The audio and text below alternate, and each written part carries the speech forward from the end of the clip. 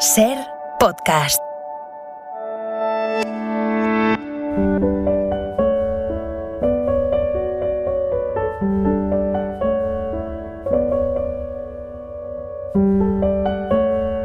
Un libro, una hora.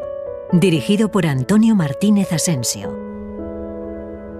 Bienvenidos al podcast de Un libro, una hora. En el episodio de hoy os vamos a contar Los aires difíciles de Almudena Grandes. Almudena Grandes nació en Madrid en 1960 y murió el 27 de noviembre de 2021. Ha sido una escritora extraordinaria, comprometida, necesaria. Es la autora, entre otros, de Las edades de Lulú, de Malena es un nombre de tango, de Atlas de geografía humana, del Corazón helado, que ya les hemos contado en Un libro, una hora, y de la extraordinaria serie Episodios de una guerra interminable, que deja inacabada. Hay que leer a Almudena Grandes, ahora más que nunca. Los aires difíciles se publicó en 2002. Es una extraordinaria novela, magníficamente construida, con unos personajes inolvidables, llena de emoción, de deseo, de pérdida y de esperanza. Hoy nos va a ayudar a contarla la propia voz de Almudena Grandes. Vamos allá. Cuando los Olmedo llegaron a su casa nueva, soplaba el levante. El viento hinchaba los toldos de lona hasta despegarlos de su armazón de aluminio y los dejaba caer de golpe, solo un momento antes de volver a inflarlos, produciendo un ruido continuo, sordo y pesado, como el aleteo de una bandada de pájaros monstruosamente grandes. Así comienza Los aires difíciles, con la llegada un domingo 13 de agosto de Juan Olmedo a su nueva casa, en el número 37 de una urbanización de Rota, en Cádiz. Le acompañan su sobrina Tamara y su hermano, Alfonso. Alfonso tenía los brazos muertos, paralelos al cuerpo, y las piernas separadas, muy quietas, pero balanceaba lentamente la cabeza de derecha a izquierda, con la cara levantada hacia el levante, el ceño fruncido, la boca abierta. Antes de echar a correr hacia él, en un gesto que de puro repetido era ya un reflejo, Juan estudió la bragueta de su pantalón y comprobó con alivio que estaba bien cerrada. Juan se pregunta si una nueva casa, un nuevo trabajo, un nuevo lugar para vivir, tantos centenares de kilómetros por medio, no habrá sido un error. Es demasiado pronto para saberlo. Desde la casa de enfrente, Sara Gómez observa al trío. Sara tiene 53 años. A pesar de que no recuerda haber tomado jamás una decisión tan satisfactoria como la compra de aquella casa, aún no sabe cómo se vive en otoño al borde del océano, en un pueblo donde los taxis no llevan contador y se puede ir andando a casi todas partes. Lo mismo piensa Juan.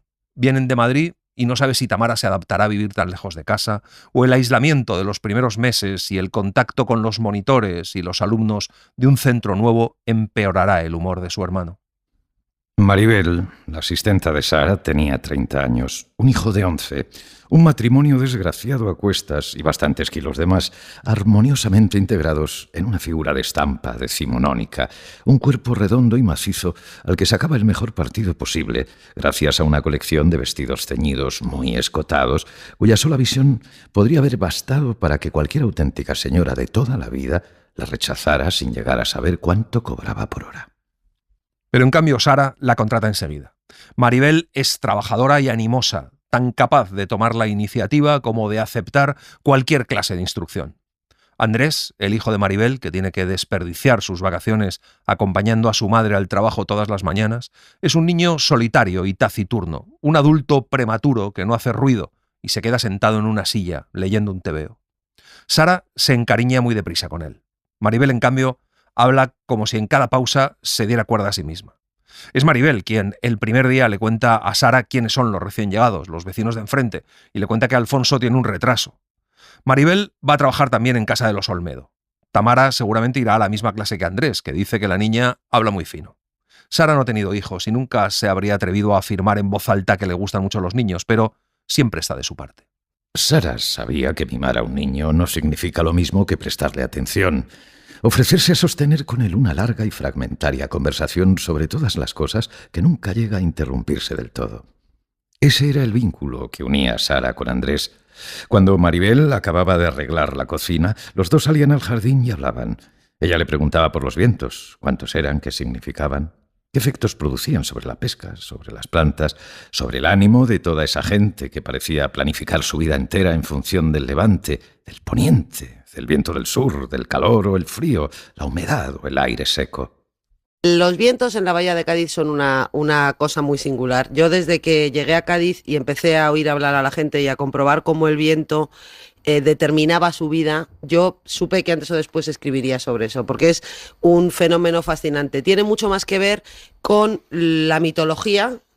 Es una relación como pagana, como con una divinidad clásica, ¿no? La que tiene la gente con los vientos. Pues en ese paraíso puede haber por debajo un infierno larvado, que es el viento. Que, bueno, todo lo que ocurre con el permiso del viento. Y mis personajes les pasa lo mismo, son personas apacibles, serenas, personas moralmente sostenibles y comprensibles, que sin embargo tienen un infierno dentro. Maribel dejó de estudiar a los 14 años. Se colocó en un supermercado y allí conoció al padre del crío, que se llama también Andrés, y les llevaba el pan de molde y los bollos. Le llamaban el pan rico, porque era muy guapo, y con muy buen tipo, y muy flamenco, todo el día de cachondeo por ahí. Maribel y el pan rico empezaron a salir y enseguida ella se quedó embarazada. Se casaron y él no durmió 3 noches seguidas en casa, y cuando el niño tenía 1 año y medio se largó para siempre. Se fue a vivir con una y luego se lió con otra que tiene un bar, y ahí sigue. Maribel era muy joven, pensaba entonces. No hacía nada que no hiciera cualquier otra chica de 30 años. Salir por la noche, ir a discotecas, ligar, tomar copas, pintarse, quitarse el sujetador cuando se ponía un vestido con escote, acostarse con hombres diferentes que quizás le dejaban sin ganas de repetir, pero con el deseo intacto de encontrar uno mejor, definitivo, distinto. Cuando el verano se acaba, Andrés deja de ir a la playa y va más a la piscina de la urbanización, donde empieza a jugar con Tamara. A Tamara no le gusta mucho contar cosas de sí misma, de su casa, de su familia. Juan va a veces a buscarla y se da un baño rápido antes de comer. Es un hombre atractivo, pero serio, educadísimo, pero distante, tranquilo, pero de expresión preocupada, misterioso y corriente al mismo tiempo. A Juan Olmedo le gusta su trabajo. Empezar en un nuevo hospital no le inquieta mucho. Le preocupa mucho más tener que dejar a Tamara sola en casa durante tanto tiempo, por más que Maribel le haya asegurado que pasará todas las mañanas a verla a primera hora, de camino hacia el número 31, la casa de Sara, y que tendrá preparada la comida para cuando la niña vuelva con su propio hijo de la piscina. Los golpes que su sobrina había tenido que encajar en muy poco tiempo, la muerte de su madre primero, la de su padre después, habían intensificado su relación con él, solo a costa de convertirla en una dependencia casi enfermiza, un chantaje permanente, más propio de un bebé que de una niña de su edad. Juan comprendía que ella tuviera miedo de perderle, porque él era lo único que le quedaba, pero se sentía incómodo en el papel de rehén de su amor. A Juan es su hermano Alfonso quien más le preocupa. El primer día de septiembre no quiere ir al centro y se porta fatal hasta que llegan, aunque Alfonso parece gustarle porque deja de llorar para dedicarse a mirar a su alrededor con interés en cuanto pisa el vestíbulo. En la entrevista con la dirección, la subdirectora le cuenta a Juan que allí hay que tener mucho cuidado con el levante porque puede llegar a alterar mucho a la gente en primavera y aún más en verano, cuando coincide con el calor, que los disminuidos psíquicos lo acusan mucho más intensamente y que en los juzgados de Cádiz se admite el levante como factor atenuante en procesos por lesiones, malos tratos e incluso homicidio. Aquella advertencia salió con él a una mañana calurosa y soleada y lo acompañó entre los apacibles campos sembrados que flanqueaban la carretera hasta la puerta del hospital, como un inquietante indicio de que hasta el más sereno de los paisajes puede esconder un infierno larvado. 1 año y medio antes, Juan Olmedo estaba a punto de terminar su guardia de traumatología cuando vinieron a decirle que su hermano Damián estaba allí muy nervioso. Lo primero que le preguntó a su hermano fue si le había pasado algo a Alfonso, que vivía con él, pero Damián contestó con una sola palabra: Charo. Juan se clavó al mismo tiempo 8 uñas en las palmas de las manos. Y Damián le contó gritando que la Guardia Civil le había llamado para decirle que Charo acababa de tener un accidente de tráfico en la antigua carretera de Galapagar. Damián les contestó que era imposible, que su mujer se había ido a Navalmoral de la Mata a ver a su madre, pero era ella. Damián llamó a su amigo Nicanor, que era policía, para que fuera para allá, y luego había ido a buscar a Juan. Mientras conducía hacia allá a toda velocidad, tratando de mantener la calma, recordaba el cuerpo moreno del que había sido el amor de su vida. Al doblar la siguiente curva, distinguió ya al fondo las luces de la ambulancia del SAMUR, estacionada en medio de la calzada. Antes de salir del coche, buscó a Charo con la mirada, pero no la encontró. Juan vio un zapato de hombre tirado en el suelo, volcado sobre un lado, un zapato muy limpio y casi nuevo. La suela de cuero apenas arañada, un zapato como un destello, como un signo, como una palabra. En ese instante supo que Charo había muerto. y se sintió sumergido de repente en una torrencial marea interior. Vio a Nicanor, que avanzaba hacia ellos, y dos bultos cubiertos con varias mantas gruesas junto al arcén. Nicanor le dijo a Damián que no se acercara, que estaba muerta. Damián era el único amigo que Nicanor había tenido en su vida y seguía siendo la única persona que le importaba de verdad. Le abrazó muy fuerte y Damián se vino abajo. Nicanor lo cogió como si fuera un fardo hasta apoyarlo en un coche de la policía. El accidente ocurrió sobre las 5:30. El conductor iba borracho perdido y seguramente se habría metido algo más. Iban a más de 180. Se habían empotrado contra una roca de granito. Ninguno de los dos llevaba abrochado el cinturón. Damián empezó a descargar el puño cerrado contra el techo del coche mientras llamaba una y otra vez puta a Charo. Juan decidió ir a verla. Charo se había vuelto a pintar cuidadosamente los labios, desentendiéndose del resto de su maquillaje, como había hecho siempre justo después de vestirse, cada vez que abandonaba la casa de su cuñado para volver a la suya. Juan reconoció el color, sucumbió a su significado y sintió por última vez las piernas de Charo, esas piernas que ya no existían alrededor de su cuello. Entonces alargó los brazos y desabrochó deprisa 2 botones de la blusa color burdeos para descubrir el escote de un sujetador de encaje del mismo tono, y no quiso verlo, porque cerró los ojos, pero dejó caer su cabeza para apoyar la frente durante un instante sobre aquel pecho inerte, la piel insoportablemente fría. Se dirigió directamente al equipo del SAMUR, se identificó y le pidió algún calmante para su hermano. Después regresó al coche, se lo dio a Nicanor para su hermano y le pidió que se lo llevara a casa. Nicanor no le gustaba. Damián, su hermano, tampoco. Ni siquiera en aquel momento se sintió culpable por llevar 10 años acostándose con su mujer. La mujer de su hermano, su mujer. La efímera amante de un desconocido. Pero dio un paso hacia adelante y abrazó al único viudo oficial de Charo mientras le decía a su hermano que lo sentía. Damián le contestó que él no. Después, siempre que recordara aquella escena, se preguntaría cómo logró contenerse, gobernarse, estarse quieto otra vez y girar sobre sus talones para entrar en el bar. Pidió 2 dosis de coñac en una sola copa y se la llevó al patio trasero y se dejó ir. Las lágrimas cayeron mansamente al principio, pero los sollozos estallaron por sí solos para permitir que sus pulmones volvieran a llenarse de aire. Cuando todo terminó, se sintió vacío. Y eso al menos fue una forma de volver a sentirse dentro de su cuerpo. Y en esta novela, reaparece, pero de una forma central, un tema que a mí siempre me ha interesado y sobre el que yo he escrito mucho, que es la supervivencia. Y en cierto sentido aquí es supervivencia en sentido estricto, porque tanto Sara como Juan, como los otros personajes, pues son personas que no han tenido suerte, que tienen que aprender, digamos, que lo que hacen es huir de la infelicidad, intentan huir de la infelicidad. Yo diría que al principio de la novela pues son, y Sara lo dice en un momento, como náufragos arrojados a una playa, son personajes desahuciados y entre todos construyen una cabaña, que es donde van a pasar el resto de su vida. Juan recoge a su hermano Alfonso en el centro. Está tranquilo. Cuando llega a casa, Tamara está sentada tranquilamente en el porche de su casa. Se lo ha pasado bien. Ha estado con Andrés y Sara en la piscina. Han comido y han visto la tele. Todo le está llevando hacia una vida que él nunca habría querido vivir. Los electrodomésticos funcionan, la despensa está llena, todas las matrículas están pagadas, todos los muebles colocados, las llaves de la casa en el llavero de Maribel y hasta una ATS desempleada para hacer de canguro en sus noches de guardia. Ahora ya no le quedaba más que esperar el verdadero principio de la vida que habría querido vivir con Charo para empezar a vivirla sin ella y adoptar el gesto imperturbable de un buen jugador de póker para encajar con sobriedad aquel grueso sarcasmo del destino. Echa de menos esos días en los que podía dormir hasta media mañana, quedar a comer con un amigo, pasar la tarde vagueando con el mando de la televisión en la mano, leer, ir solo al cine o invitar a cenar a cualquier residente que se hubiera puesto a tiro.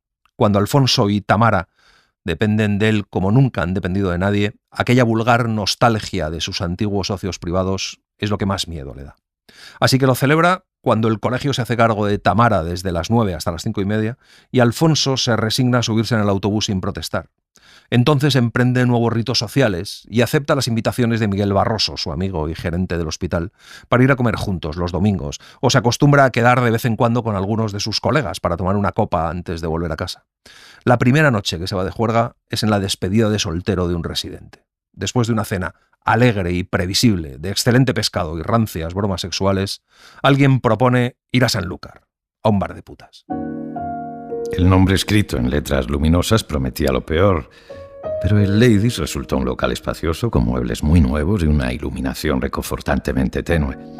Tal vez por eso le impresionó tanto la irrupción de aquella chica vestida de rojo y un inquietante parecido con María Rosario Fernández, difunta. Llevaba el pelo más largo que Charo y tenía los ojos más pequeños, los brazos más delgados, pero él sintió un escalofrío cuando la vio venir de frente. Y de cerca, con las luces encendidas, no se parece tanto a Charo, pero su rostro evoca el mismo tipo de belleza tormentosa y nocturna, desasosegante, plena. El cuerpo de Elia, que así se llama, sin embargo, parece una copia, un modelo antiguo, juvenil. Ella le pregunta si va a volver, y Juan contesta que sí, y lo hace con sinceridad. Durante 3 semanas, el recuerdo de la chica vestida de rojo, que se parece a Charo en la distancia, en la penumbra, le visita con frecuencia. Así que una noche, después de cenar, vuelve a ir. Y después aguanta el tirón del deseo 2 días, y al tercero, cuando sale de trabajar, se va derecho otra vez hacia Sanlúcar. Se lo pasó tan bien como la primera vez, como se lo pasaría la tercera y la cuarta y la quinta, y todas las demás veces que fuera a buscarla durante aquel otoño y durante el invierno que llegó después. Un par de meses después de haberla conocido, Elia se había convertido en una pieza esencial de su vida cotidiana, como la lavadora o el calentador. No era un gran cobijo para las noches de invierno, pero los inviernos del sur son tan cálidos como las primaveras del norte. Una tarde, Maribel le lleva un regalo a Sara, que se queda muy sorprendida. Pero Maribel le cuenta que ha heredado 4 millones de pesetas de un terreno que su abuelo dejó en herencia a sus nietos. Maribel le cuenta que se va a ir a Disney con su hijo, que se va a comprar un coche y una tele, que va a renovar el vestuario, pero Sara la obliga a sentarse y le dice que por qué no ahorra. Maribel ni siquiera se lo ha planteado cuando Sara le explica que podría utilizar ese dinero para dar la entrada de una casa, que el banco le daría sin problemas un crédito y que ella y Juan Olmedo podrían hacerle un certificado de ingresos. Pero Maribel dice que con Juan no se puede contar. Sara le dice que a ella le parece buena gente y entonces Maribel le cuenta que el otro día el cabrón de su exmarido se estuvo riendo de ella diciéndole que ve bastante a ese médico para el que trabaja y que le ve en Sanlúcar, en un bar de putas. Sara se ríe. Acaba de comprender que Maribel ha llegado a pensar en seducir a Juan Olmedo y le dice a Maribel que no le parece tan grave. Sara Gómez, que se había dicho muchas veces, sin ir más allá de la simple extrañeza, que era muy raro que un médico cualquiera abandonara una plaza fija en un hospital de Madrid para trasladarse a otro de Jerez, empezó a preguntarse qué motivos habrían impulsado a Juan Olmedo a emprender aquel viaje, como si la revelación de Maribel, a la que no concedía ningún valor moral, representara, sin embargo, una de las claves de aquel misterio. El día que Juan Olmedo volvía a casa, eufórico de recoger su magnífica nota de selectividad, oyó música en el portal. En el patio interior del edificio, frente a un espejo roto, una chica morena bailaba. Al verla, Juan Olmedo retrocedió un par de pasos, ocultándose tras la puerta que separaba el pasillo del patio. En el suelo había un tocadiscos portátil. Su dueña era más alta que baja, morena, flexible y muy joven. Llevaba unos zapatos negros de mucho tacón, que le estaban grandes, una falda tableada muy corta y una camisa blanca remangada por encima del codo, que se arrugaba justo debajo de sus omóplatos, para dejar la mitad de la espalda al aire, como si la bailarina se la hubiera anudado debajo del pecho. La canción terminó, y ella se acuclilló junto al tocadiscos para ponerla de nuevo, mostrándole el impecable perfil de su rostro. Tenía las pestañas tan espesas que parecían postizas, la nariz recta y pequeña, los labios grandes, levemente abultados, y una cualidad imprecisa que se relacionaba con cada uno de estos rasgos, sin identificarse del todo con ninguno, y que hacía imposible renunciar a mirarla. Juan descubrió que podría estar toda la vida mirándola. Pero el baile terminó cuando la madre de Charo la llamó a gritos y ella descubrió a Juan escondido. Juan se presentó y ella le contestó que como le volviera a pillar espiándola, se iba a enterar. Pasó a su lado con una expresión de cólera que no parecía muy auténtica y con los labios curvados en una sonrisa mal reprimida. Le dijo que cerrara la boca, que se le iba a llenar de moscas. Estuvieron un tiempo saliendo juntos hasta que ella se aburrió y le dejó. Aquel día, Juan Olmedo conoció el deseo y conoció la pérdida, y entre esas dos luces se convirtió en un hombre adulto. Su hermano Damián le dijo que Charo era mucha mujer para él. Durante muchos años, Juan había sido el primogénito indiscutible, el único a quien podían confiarse tareas que implicaran responsabilidad, y el más inteligente casi siempre.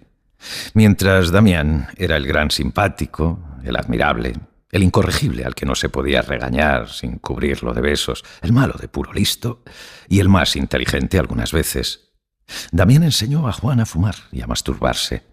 Le pedía dinero prestado y le prestaba a cambio revistas con mujeres desnudas, hasta que los dos decidieron que ya lo sabían todo y sus caminos se bifurcaron.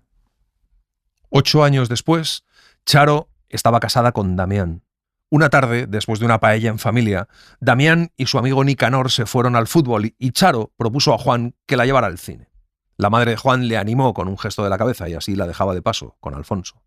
Juan miró a Charo. Ella acababa de meter el tabaco en el bolso y sacaba las gafas de sol de su funda con una naturalidad que parecía incompatible con cualquier estrategia preconcebida.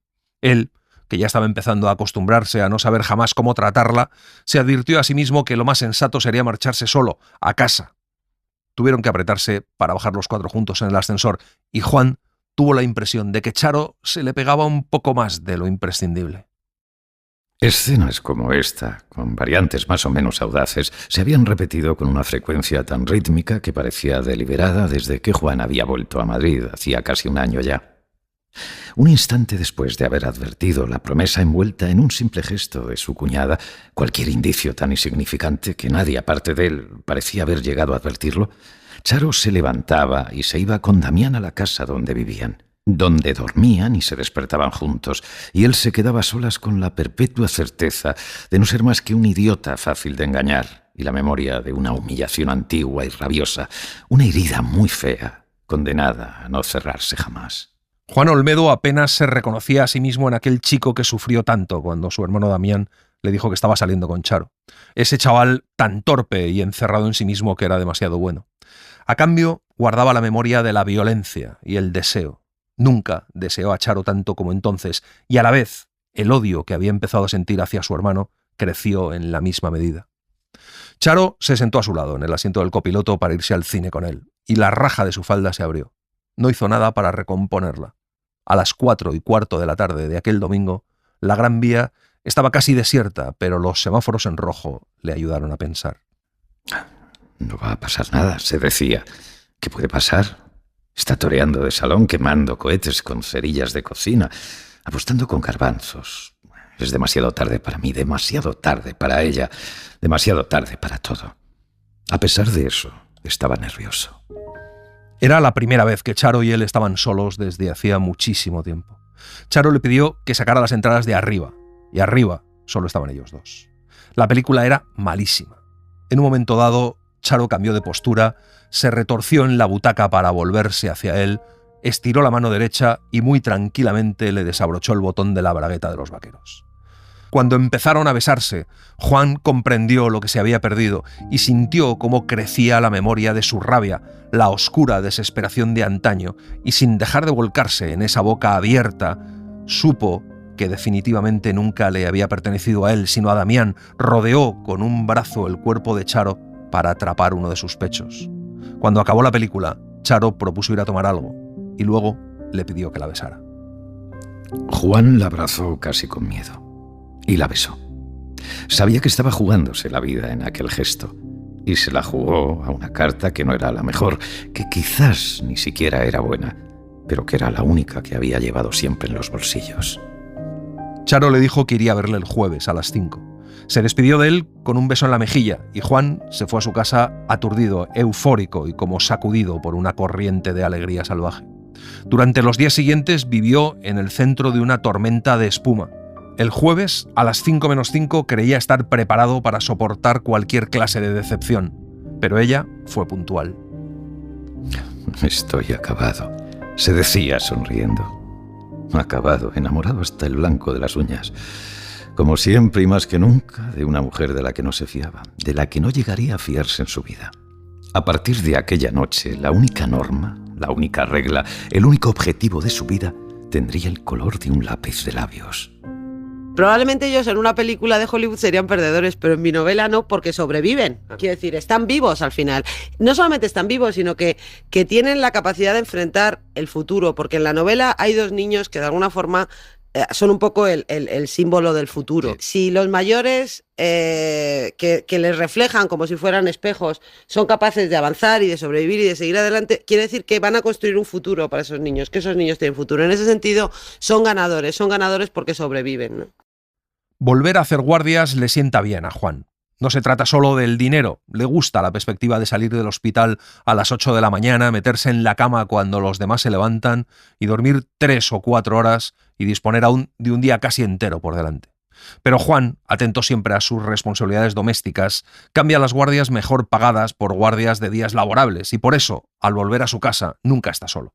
Lo que empieza a ocurrirle en aquellas mañanas, aquellas tardes que se ha prometido a sí mismo tan plácidas, tan egoístamente aburridas de puro apacibles, le desconcierta tanto que acaba por echarle la culpa al levante, que sopla al otro lado de los cristales como si pretendiera descoser el cielo. Porque estaba seguro, o creía haber estado siempre seguro al menos, de que Maribel no le gustaba. Fue precisamente eso lo que pensó cuando la vio por primera vez, que era una mujer guapa que no le gustaba. Juan Olmedo se había sorprendido calculando alguna vez que debía de tener buenas tetas y reconocía sin sorprenderse que tenía un culo estupendo, pero su interés se agotaba en estas inevitables, elementales observaciones. Sentía un poco de lástima cuando la veía parecer tan arreglada, tan perfumada, pero nunca pensaba en sí mismo porque estaba seguro de que Maribel no le gustaba.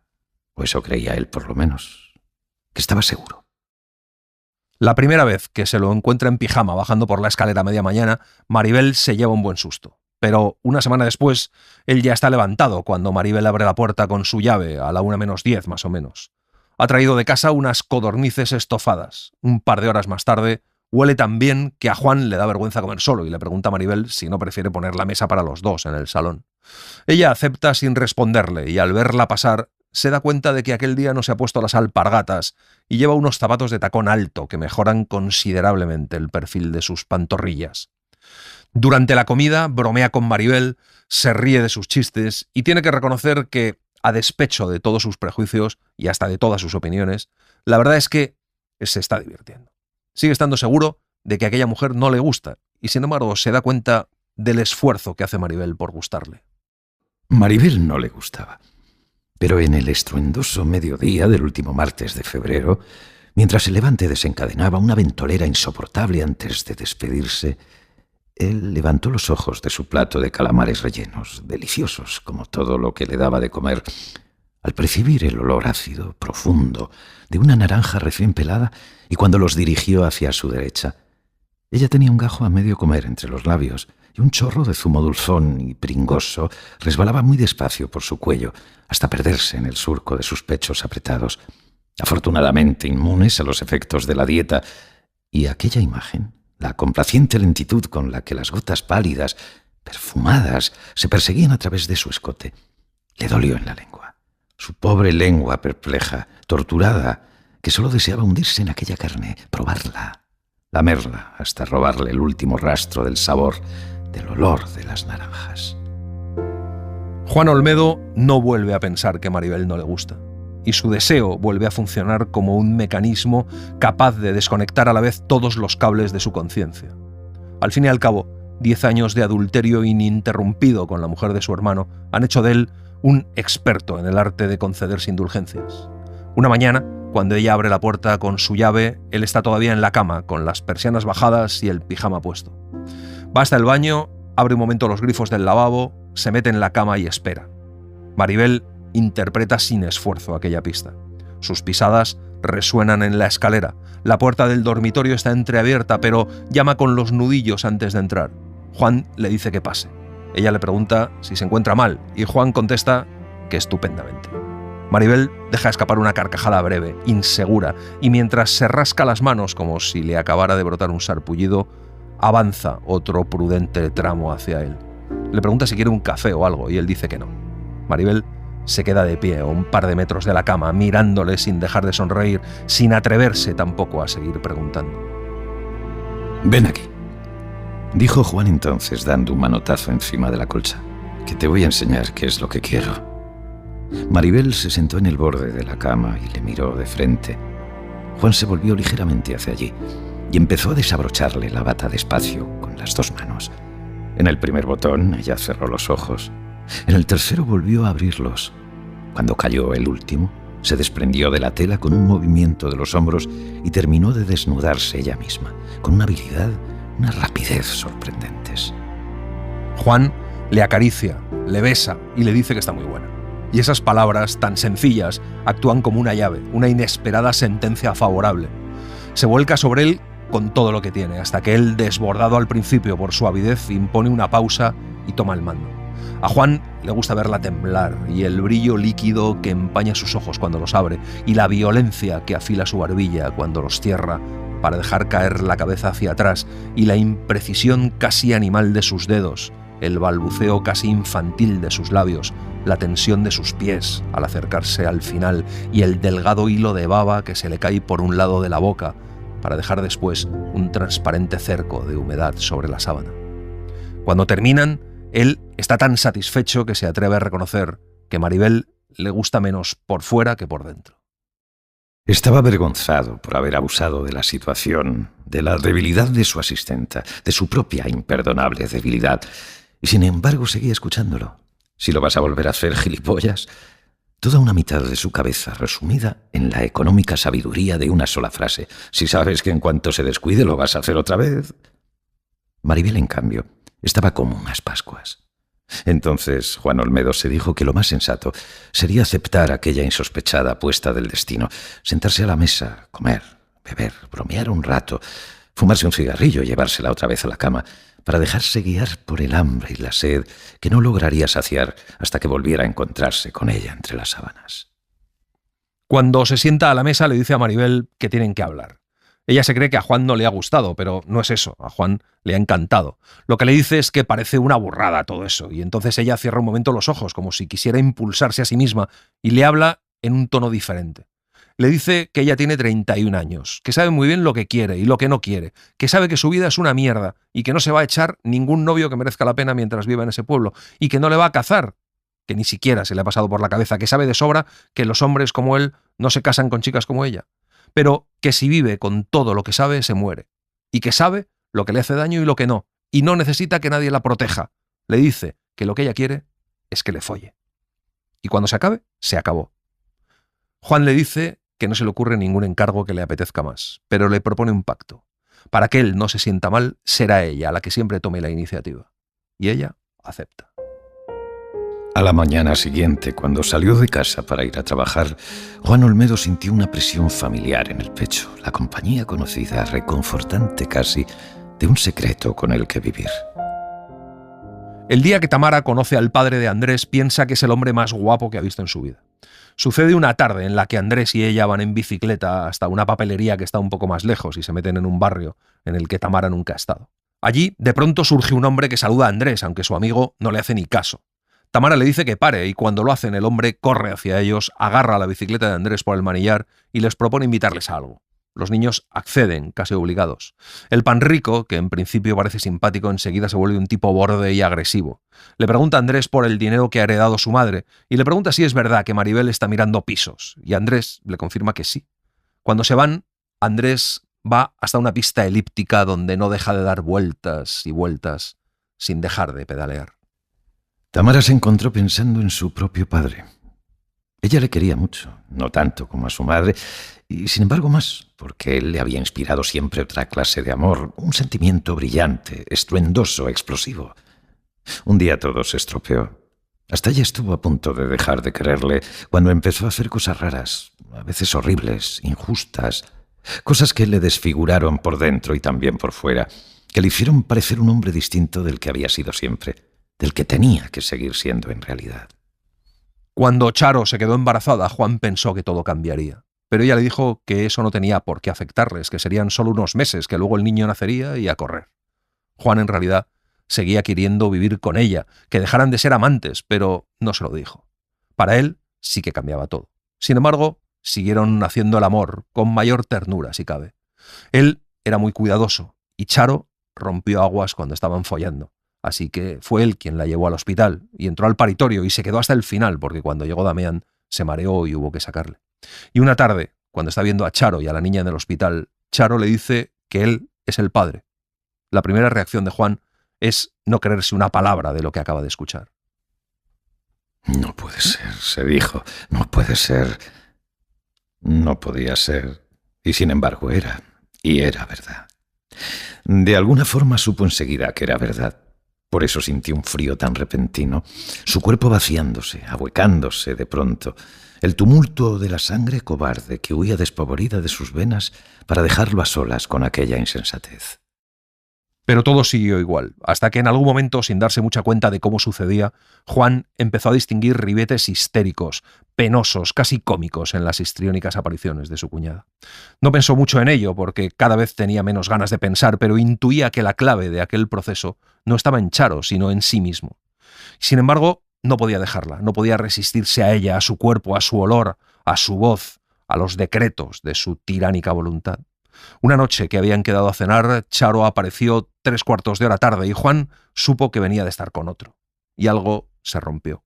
Después de una desordenada y desafortunada conversación, Juan la mandó a la mierda. Se levantó de la mesa, dejó un billete de 10.000 pesetas y se fue. 20 minutos después el timbre de su puerta empezó a sonar sin interrupciones. Charo, despeinada y llorosa, con un aspecto mucho peor que el peor con el que Juan la hubiera visto nunca, intentó meterle un billete de 10.000 pesetas en la boca antes de abalanzarse contra él con los puños cerrados para empezar a pegarle sin calcular la dirección de sus golpes, chillando como un animal feroz pero asustado. Él no fue capaz de frenarla, de obligarla a recapacitar, a recuperarse. Sintió que la deseaba todavía más en lo peor y la besó, la abrazó, la acarició y la poseyó desde un lugar donde no había estado nunca antes, sintiendo que el suelo se abría debajo de sus pies, y aceptó que no quería hacer nada sino caer, hervir en aquel infierno donde Charo le estaba enseñando a despreciarla. Y sin embargo, la quería, la seguía queriendo, desesperadamente, tal y como la despreciaba, la quería, para siempre todavía.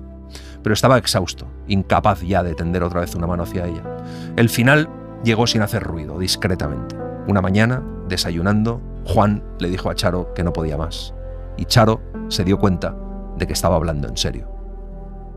«Te vas a arrepentir de esto, Juan», le advirtió después de un rato, los labios firmes, los ojos secos. «Te vas a arrepentir de haberme hecho esto. Seguro que te vas a arrepentir. ¿Qué te apuestas?»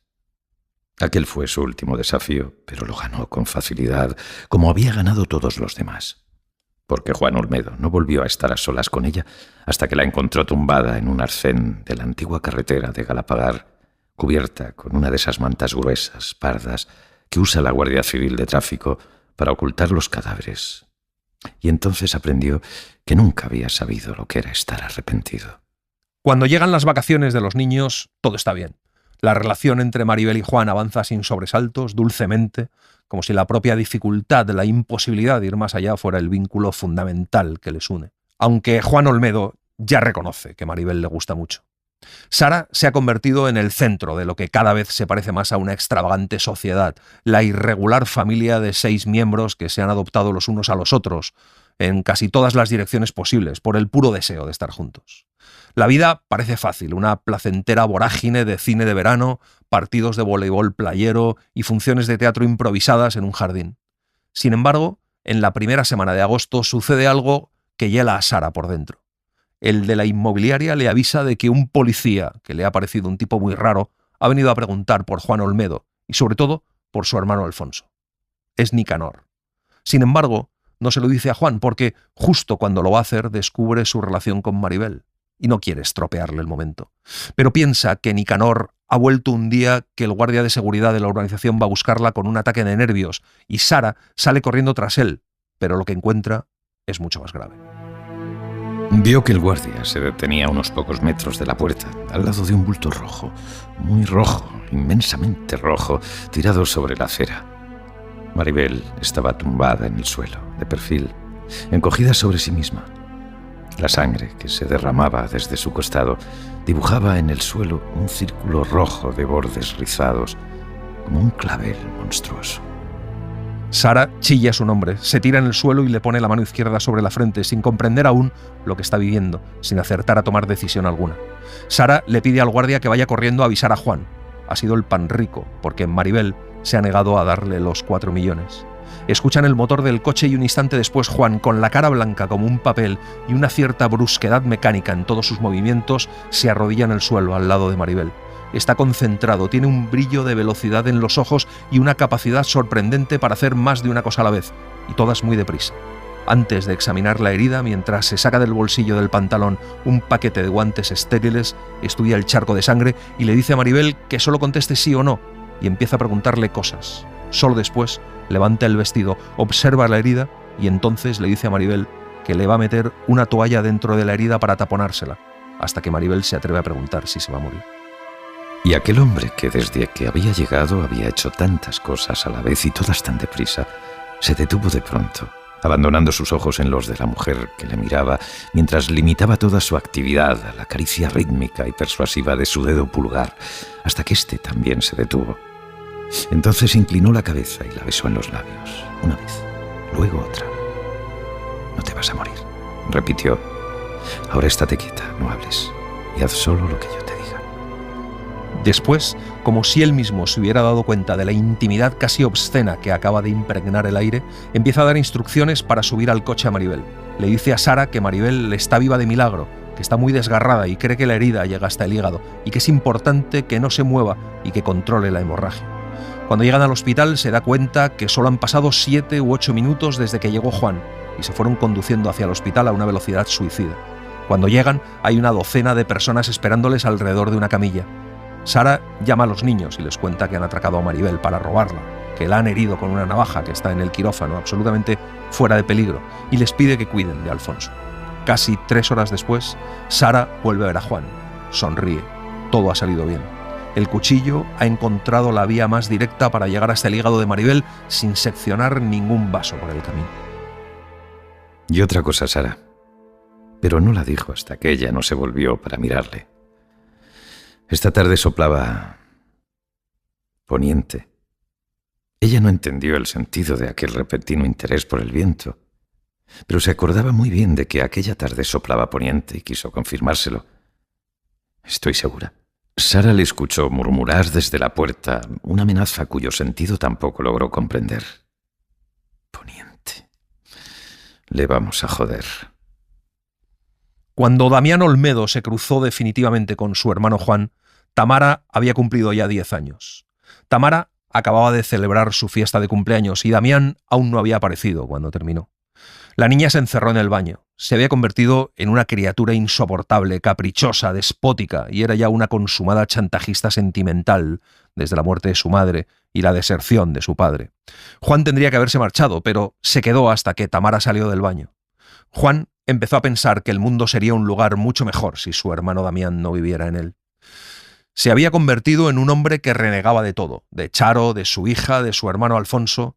Una vez que Damián pilló a Alfonso masturbándose en el salón, le pegó una paliza y tuvo que ir Juan a calmar las cosas. Entonces Damián empezó a decir que lo mejor sería operar a Alfonso o ingresarle en un psiquiátrico. Aquella tarde, cuando llegó a casa, dijo que solo había ido a ducharse porque iba a salir otra vez. Nicanor le estaba esperando ahí al lado, con unas tías. Le pidió a Juan que no le echara sermones y le ofreció una raya. Charito, seguro que no lo ibas con tantos rollos. Y eso que se ponía hasta el culo la tía. Hoy no, hoy vas de Madre Teresa, ya lo he visto. Nada más entrar lo he visto. Se te nota en la cara a ti. Seguro que no tenías esa cara cuando le ibas a llorar a mi mujer, ¿no? Cuando la llamabas y la babeabas y la pringabas de mocos a ver si se ablandaba y le dabas pena. Y aunque fuera por eso, te la podías tirar otra vez. Juan Olmedo no empujó a su hermano. Estaba absolutamente seguro de no haberlo tocado siquiera. Se cayó él solo, al volverse hacia él, al mirarle. Juan se había apoyado en la pared después de franquearle el paso.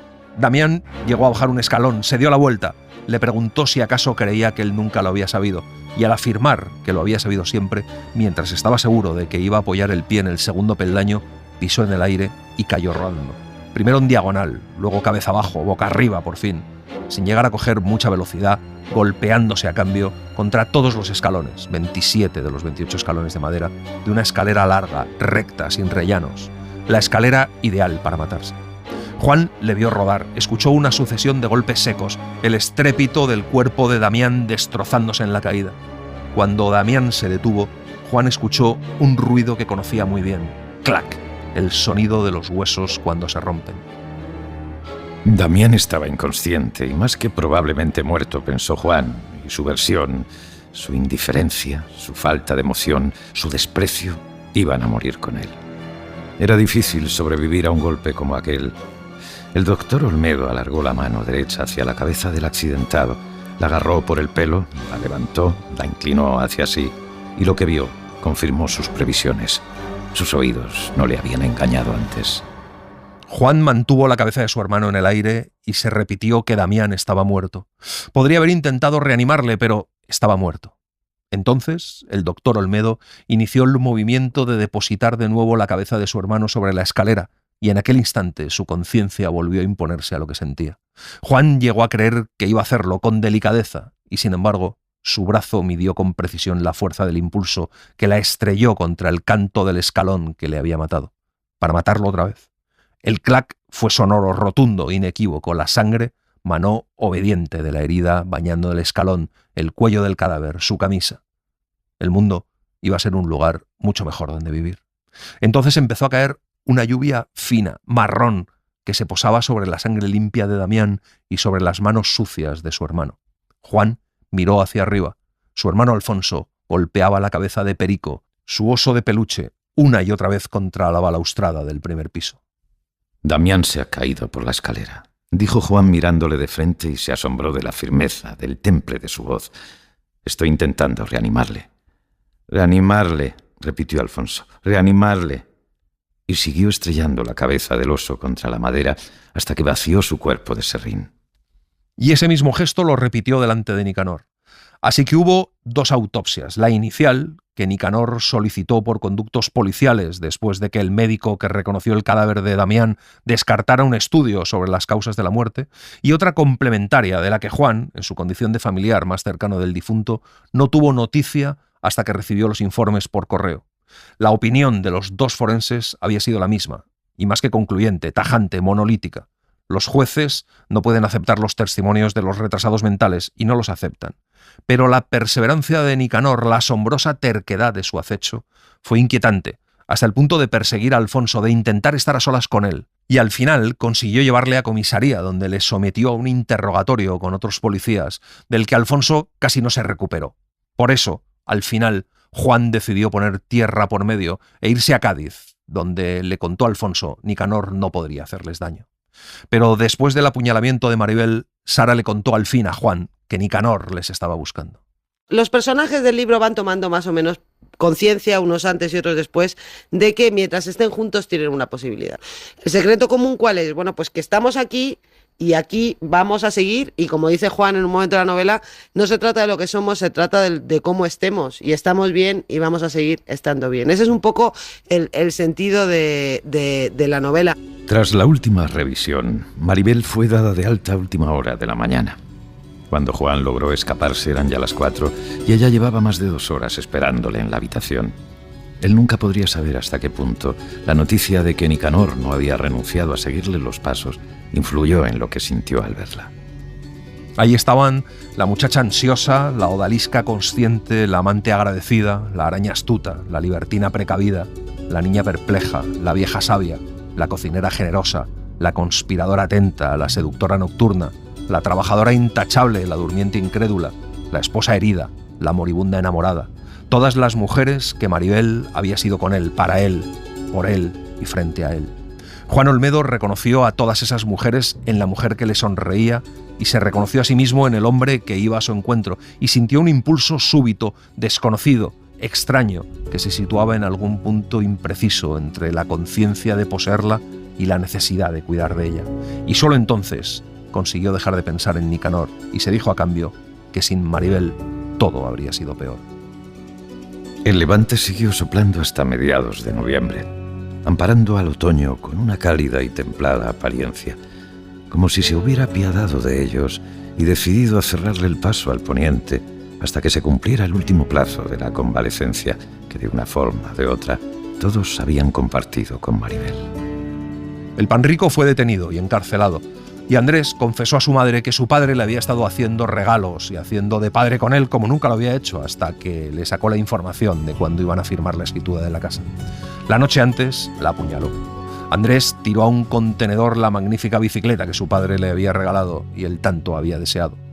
Algo cambia entre Maribel y Juan, y una tarde Juan le pide a Maribel que se vaya con él a Madrid, a la boda de su hermana. con él y con Tamara y con Andrés. Maribel le mira con los ojos muy abiertos y una expresión incrédula en la boca. Juan sabe que no les queda mucho tiempo, que antes o después tendrá que elegir, pedirle que se busque otra casa para limpiar o que se instale en la suya y cambie de trabajo. No estoy enamorado de ti, pensó. Pero su cuerpo era dulce y era caliente, y sabía hablar, cantar sin palabras, mecerle en una música interior, una armonía humilde y luminosa. Ni el más imbécil de los hombres sería capaz de renunciar a una mujer así. Cuando se van a Madrid, Sara se queda con Alfonso, y nada más marcharse todos, Nicanor llama a la puerta de Sara y se mete en su casa, y consigue hablar con Alfonso, que se muere de miedo al verle. Nicanor le cuenta su versión de los hechos a Sara, pero Sara le echa de casa, consigue que se vaya con la amenaza de llamar a la policía. Juan, desde Madrid, tiene una intuición, una mala sensación, y decide volver a Rota antes de tiempo. Llegan a la urbanización a las 6 de la tarde del domingo.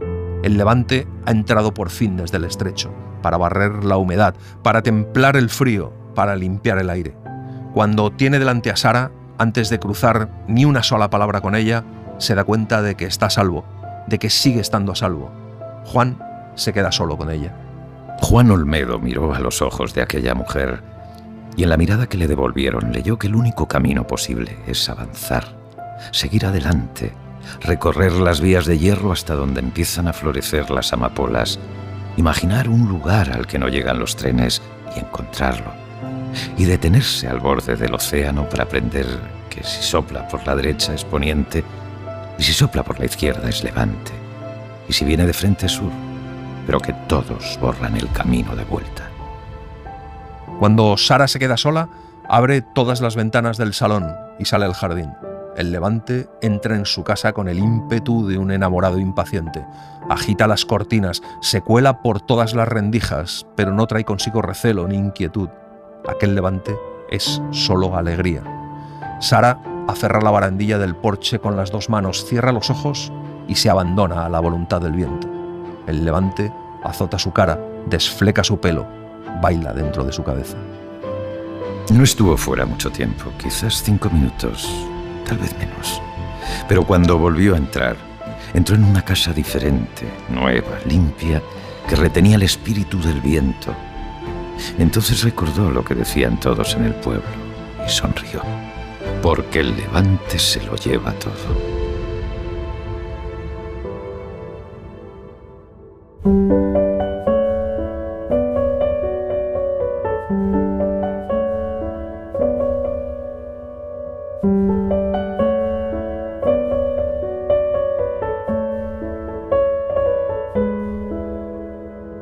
Y así les hemos contado los aires difíciles de Almudena Grandes. Hemos seguido la edición de la editorial Tusquets. La voz de Almudena Grandes está extraída de la entrevista que le hizo Iñaki Gabilondo en Hoy por Hoy el 18 de febrero de 2002, que hemos recuperado gracias al magnífico trabajo del Departamento de Documentación de la cadena SER. Gracias por estar ahí y gracias por leer. Un libro, una hora, en la cadena SER. Un programa escrito y dirigido por Antonio Martínez Asensio, con la voz de Eugenio Barona y la participación de Olga Hernán Gómez. Realización de Mariano Revilla. Edición y montaje de sonido de Pablo Arévalo. Y en las redes, Virginia Díaz Pacheco. Suscríbete a Un libro, una hora. Todos los episodios y contenidos adicionales en la app de Cadena SER y en nuestros canales de Apple Podcast, Spotify, iVoox, Google Podcast y YouTube. Escúchanos en directo en la SER los domingos a las 5 de la mañana.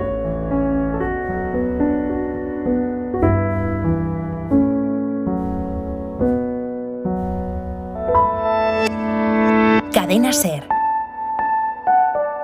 La radio.